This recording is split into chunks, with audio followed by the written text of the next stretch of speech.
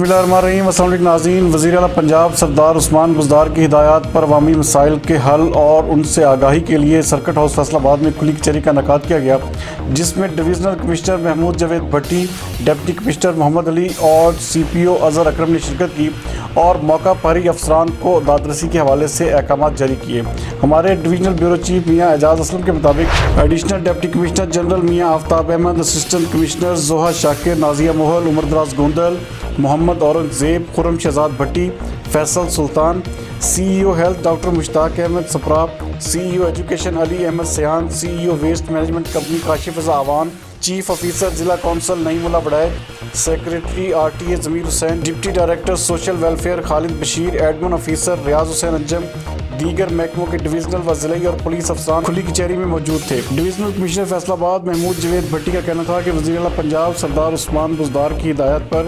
ہر جمعہ کو کھلی کچہری کا انعقاد کر کے عوامی مسائل ان کی دہلیز پر حل کیے جا رہے ہیں۔ انہوں نے درخواست گزاروں کے مختلف محکموں سے متعلقہ مسائل سنتے ہوئے موقع پر موجود افسران کو نہ صرف داد رسی بلکہ تعمیلی رپورٹ سے بھی آگاہ کرنے کی ہدایت کی۔ انہوں نے کہا کہ کھلی کچہریوں کو نتیجہ خیز بنانے کے لیے اقدامات جاری ہیں۔